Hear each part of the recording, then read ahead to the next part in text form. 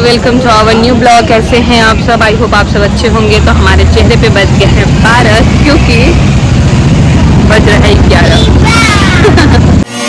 अरे वाह, ये पटाखे कौन है? तो ब्लॉग का स्टार्ट करते हैं हम लोग। अभी नींबू पानी से हम लोग आ गए हैं सारनाथ।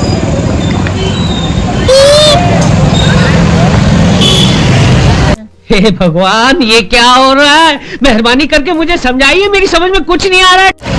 हम लोग को टाइम मिल गया तो हम लोग आ गए हैं सारनाथ घूमने के लिए। और बहुत अजीब सा मौसम कर रखा है, धूप तो नहीं है बट पसीना अजीब सी हो रही है, बहुत गर्मी लग रही थी हम लोग को। और बाकी थोड़ा सा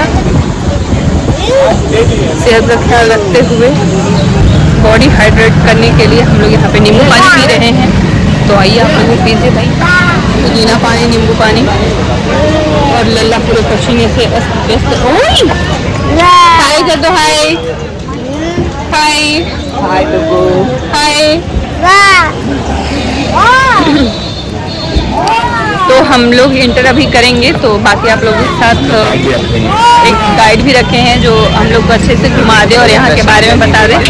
तो थोड़ा सा शक्ल खराब है। शक्ल तो खराब है ही, शक्ल क्या है। क्या बोला तूने? क्या बोला तूने?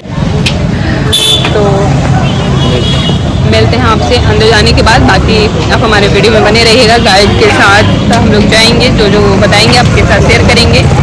और आप लोग भी बैठे बैठे हमारे साथ सारनाथ घूमिए। माम नहीं पियेंगे ना खटापन। कैसा है? थोड़ा चटपटा बनाइए ना भैया।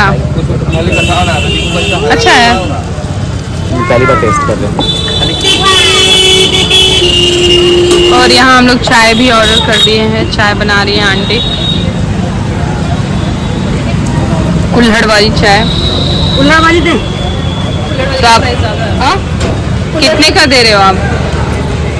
हम लड़की बोल दिए हमारा बेटे तो आंटी कुल्हड़ का पिला रही, तो हम कुल्हड़ में हम 10 लेगी, बाकी कुल्हड़ में पिलाएंगे। जी हाँ, देख लीजिए क्या कितना बड़ा दिल है आंटी का। बोले कुल्हड़ की चाय बना रहे, आंटी बोली कुल्हड़ वाली ही देंगे। चलो अच्छी बात है, थैंक यू आंटी। बस बेटा थोड़ा थोड़ा बनाना, थोड़ा थोड़ा पिलावल जाना। अच्छा, देर देरी का चाय कोई पीवा ना करो। सही बात है। ताज़ा ताज़ा चाय बना रही है, पिला रही है। खत्म हो गया, आप कोई बोलेगा फिर बनाएगी। चलिए आपके साथ चाय भी और ठंडाई भी। इधर मैनेज कर रहे हैं गरम ठंडा। हाँ, ये नमक। अरे कहना क्या चाहते हो? फोटो वोटो भी हमारा ले लीजिएगा। तो ये है हमारे गार्ड भैया, ये यहाँ के बारे में। हाँ, आपका फोटो वगैरह खींच देंगे, सब कर देंगे। ओके ओके, थैंक यू भैया। चलिए भैया। उनका सुख है मेरा सुख है, उनका दुख है मेरा दुख है। तो ये कुछ यहाँ एंट्री है हमारा। खाते पीते हम लोग निकले, चाय पानी। हाँ, जैसे ही आप यहाँ पे एंटर करते हैं तो आप हमारा चेहरा नहीं करेंगे। जैसा गेट सेंटर कीजिए। ओहो, बड़ा सुंदर सा गौतम बुद्ध की फोटो। ओहो, ये गौतम बुद्ध का स्टैंडिंग पोजीशन है। तो मुझे लगता है कि स्लीपिंग पोजीशन था या स्टैंडिंग था। स्टैंडिंग पोजीशन है। और यहाँ पे आपको कुछ इन्फॉर्मेशन आपको मिलेगा। सो बेसिकली बुद्धा स्टैचू इन चुनार सैंडस्टोन। अच्छा, तो ये सिंपल वो नहीं है, ये जो है आपका वो चुनार सैंडस्टोन से बना हुआ है।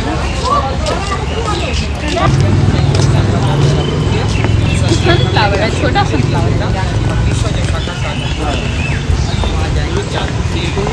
बहुत प्यारे गार्डन। और सब लोगों के पास कुछ ना कुछ आपको 100 रुपये का से गाइड मिलेगी जो आपको हर चीज़ बताएगा। मुझे नहीं पता ये पार्क है और ये जो स्पेस है वो कितना बड़ा है, बट हाँ 100 थोड़ा सा ज़्यादा बहुत नहीं रहा। कुछ नए प्लेस और नए, क्योंकि रिलीजन भी बहुत अलग है हमारे लिए और प्लेस भी बहुत नया है। तो यहाँ की इंफॉर्मेशन के लिए एक फर्स्ट टाइम आपको पता होना चाहिए कि क्या है क्या नहीं है। तो इसलिए हमने भी गाइड को रख लिया है। हमारी निधि कुमारी, कैसे लग रहा है आपको यहाँ पे आके? बहुत गर्मी लग रही है। अरे आम। थैंक्स। Love you. आपको बताना हम शुरू करते हैं। देखिए वो वॉशरूम करेंगे क्या, वो पकड़ रहे हैं। नहीं इस रास्ते का नाम है ऋषि पतन मार्ग। ऋषि पतन मार्ग इसलिए कहा जाता है कि पहले ये फॉरेस्ट जंगल था, यहाँ पे ऋषि मुनि लोग आके तपस्या करते थे, उन्हीं के नाम से जो है ऋषि पतन मार्ग पड़ा है। जैसे हिंदू धर्म में 4 धाम होते हैं, उस तरह बुद्धिज्म प्लेस में भी 4 धाम है। पहला लुम्बरी नेपाल, जहाँ भगवान बुद्ध का जन्म स्थल, लुम्बरी नेपाल जहाँ भगवान बुद्ध का जन्म स्थल है। दूसरा गया बिहार, जहाँ पूरी ज्ञान प्राप्ति हुई। और तीसरा प्लेस जो है सारनाथ में, इसी धर्म स्थल पे 500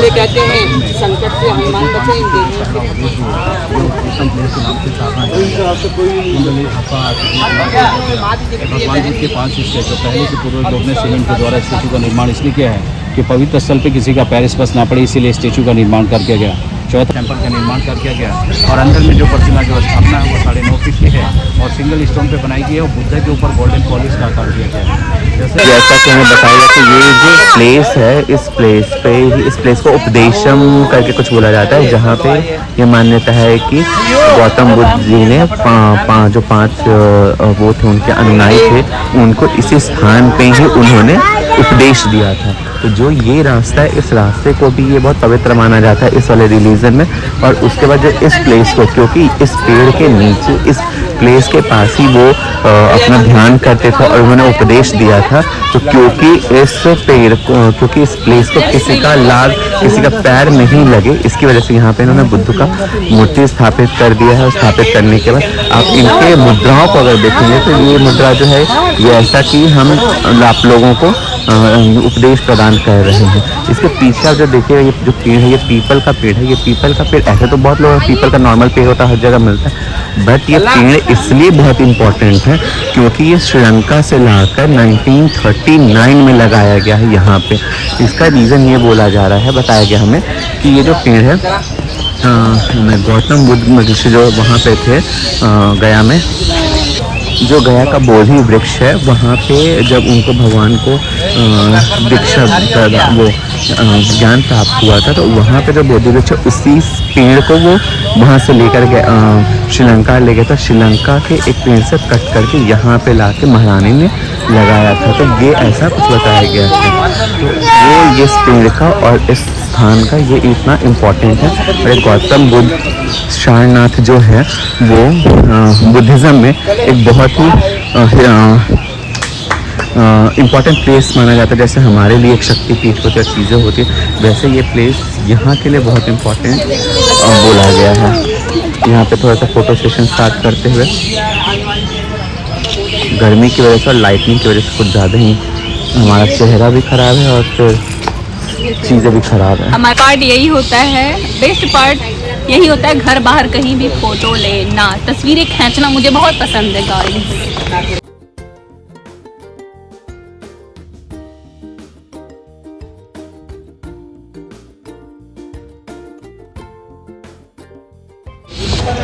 जो ये टेंपल है, ये बोला गया है कि ये टेंपल जो है वो श्रीलंका के थाईलैंड की महारानी ने बनाया है। और इसके अंदर भगवान बुद्ध की 9 फीट की प्रतिमा है। ये प्रतिमा नॉर्मल प्रतिमा नहीं है। इस प्रतिमा में बेसिकली पेंट करके उसके ऊपर गोल्डन पानी चढ़ाया गया है, क्योंकि भगवान, जैसे हम अपने भगवान को भगवान मानते हैं, बाहर के लोग इसको भगवान नहीं मानते हैं। वो लोग इसको, उनको मतलब एक हर चीज़ को प्रेजेंट करने के लिए मेरे लिए बहुत इम्पोर्टेंट है। इन्होंने इसको गोल्डन पेंट से गोल्डन का पानी चढ़ाया इस पर। तो मैं आप लोग को रेड कार्पेट पे चलते हुए हमारे भगवान गौतम बुद्ध का दर्शन कीजिए।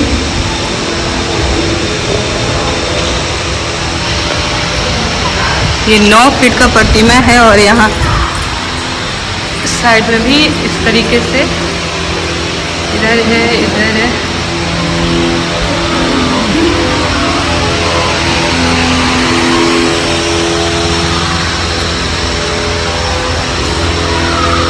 जैसे अभी उन्होंने बताया गोल्ड कलर इसलिए इनका होता है ना, क्योंकि जैसे भगवान को हम लोग मानते हैं वैसे ही उन लोग ना गॉड को गोल्ड से रिलेट करता है, इसलिए बोला ना कि वो गॉड को गोल्ड से रिलेट करता है, इसलिए गोल्डन कलर का स्टैचू इन लोग कराया। और मंदिर का इसका जो ऊपर वाला भी गुंबज है वो भी गोल्डन का ही है। है ना निधि कुमारी।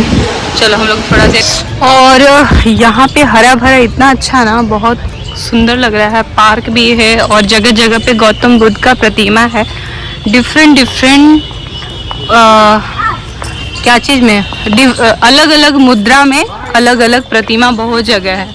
तो ये जो अभी हमने बताया ना कि गुम्बज थाई टेम्पल है जो महारानी ने बनाया, थाईलैंड। वो लल्ला कहाँ की महारानी? थाईलैंड की महारानी बता चुके हैं। और डुगू भी तंग करते हुए चलिए। Hello hello. फर्स्ट भाग आपको दर्शन हुआ, सेकंड भाग ये बंद है।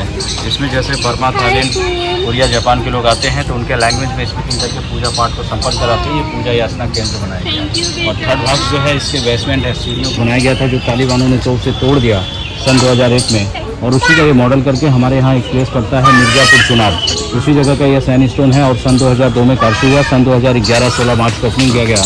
टेम्पल का 2 पार्ट और आपको रह गया है। वो चार्ट ये है कि इस पार्ट में इस टेम्पल के 3 पार्ट हैं। एक पार्ट हमने जिसमें मूर्ति थी, 2 पार्ट जो था उसमें एक पार्ट जो है वो बेसिकली बुद्धिज्म रिलीजन के जो लोग होते हैं, कोरिया के, श्रीलंका के, थाईलैंड के, उनके लिए ओपन होता है। और उनके पर्सनल जो लोकल लैंग्वेजेस होते हैं उनके लैंग्वेजेस में यहाँ पे पूजा की जाती है। और एक पार्ट जो है वो बेसमेंट है। जो बेसमेंट में क्या है यहाँ पे कि जो पुराने हिस्टोरिकल राइटर्स थे जिन्होंने बुक लिखा है, बहुत स्पेशल बुक्स जो होते हैं वो है उसमें। और वो सिर्फ आपका बुद्ध पूर्णिमा के दिन आरती के टाइम पे ही ओपन होता है, उस टाइम ही दर्शन दिया जाता है। अदरवाइज वो 364 डेज बंद ही रहता है। तो ये मंदिर की इस मंदिर का जो है इसमें 3 पार्ट्स हैं। तीनों पार्ट्स का हमने आपको एक डिस्क्रिप्शन दे दिया है। यहाँ पे थोड़ी सी बच्चों के साथ हम बाबू का मस्ती कर रहे हैं।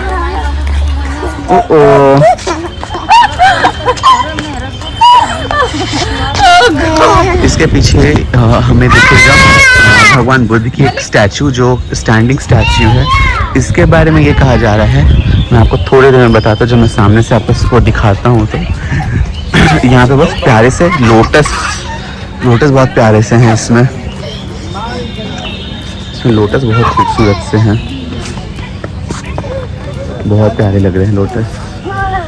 तो यहाँ ये सामने जो मूर्ति है, स्टैंडिंग मूर्ति, ये बताए ये 80 फीट 9 इंच की है। वो 80 फीट 9 इंच का इसलिए है कि भगवान बुद्ध की जो उम्र थी वो 80 साल की थी और 9 महीने वो भगवान के अपने माँ के कोख में थे। तो इसलिए इस मूर्ति का जो हाइट रखा गया वो 80 फीट 9 इंच रखा गया है। इसके बाद इसको बताया गया कि ये पहले जो मूर्ति थी, ऐसे मूर्ति सेम अफगानिस्तान में थी जिसको तालिबान ने तोप के गोलों से उड़ा दिया था। इसके बाद इस मूर्ति को इंडिया में बनाया गया, मिर्ज़ापुर के पास जो यूपी में ही होता है। मिर्ज़ापुर में चुनार के पत्थर आते हैं, वहाँ के पत्थर से इस मूर्ति का निर्माण किया गया है जो 80 फीट 9 इंच का है। और ये भी कहा गया कि इस मूर्ति में का जो निर्माण जो बनाया गया था वो 9 साल में जाके कंप्लीट हुआ था। और इसके बाद इसको थाईलैंड की महारानी ने पहले ओपन किया था। इसके बाद एक चीज़ और थोड़ा सा आपको दिखेगा क्राफ्टिंग में कि जो नीचे के जहाँ पे भगवान का पैर है वो भी टेढ़ा है, एक पैर थोड़ा सा डायगनल है, एक पैर बिल्कुल स्ट्रेट 90 डिग्री पे है। उसका रीज़न तो नहीं पता, बट हाँ जो बाकी जो नीचे है वो लोटस है। वो लोटस इसलिए कहा गया है कि भगवान जो है वो ये मैं दुर्गा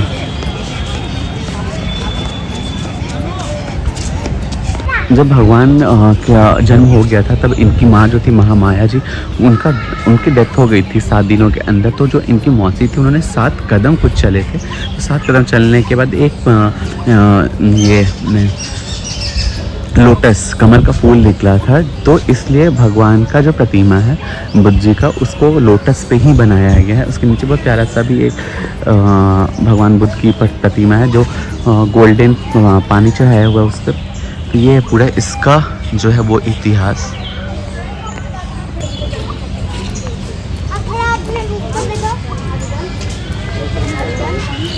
वैसे तो हमें बताया गया कि यहाँ पे कुछ काफ़ी अच्छी भीड़ होती है, बट क्योंकि गर्मी होती है, बहुत ही ओपन प्लेस है, इसकी वजह से कभी कई टाइम पे यहाँ पे बहुत ही रश कम हो जाता है। इसके बाद यहाँ पे भी बहुत अच्छी सी मूर्ति है। इसके बाद ये आपका बिल्कुल वाटर लोटस है इसमें। तो एक ये हो गया।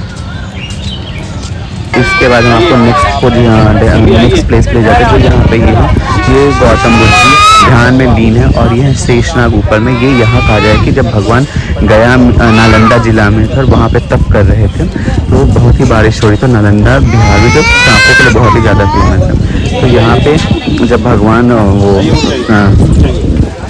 अपने तप में लीन थे तो इतनी तेज बारिश हो रही थी, तो भगवान के जो तप है वो टूटे ना, इसलिए शेषनाग जो है वो अपने फन फैलाकर उन्होंने भगवान को सेव किया तब तो इसलिए इसको भी बहुत ही मान्यता दी गई। यहाँ पर ऐसी मूर्ति नालंदा है।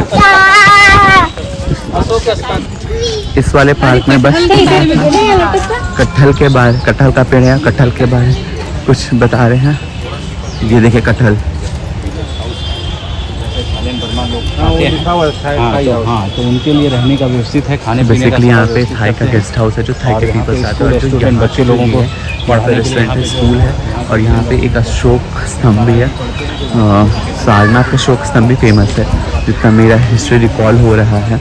तो ये कटहल जो है वो कह रहे हैं कि जो रेस्टोरेंट है यहाँ पे जो थाई पीपल्स के लिए आता है उसमें यूज़ होता है उनके फूडिंग्स के लिए। तो दिस इज़ वेरी नाइस। तो यहाँ के लिए बस इतना ही था इस पार्क का, हर चीज़ का। सो अब बने रहे हमारे ब्लॉग में, हम बताते हैं आगे हम उसके बाद कहाँ जाते हैं, क्या करते हैं, तो उस प्लेस का क्या हिस्ट्री है, क्योंकि सारनाथ एक बहुत हिस्टोरिकल प्लेस है। तो मिलते हैं आपसे नेक्स्ट ब्लॉग में, तब तक के लिए thank you, bye bye, keep watching.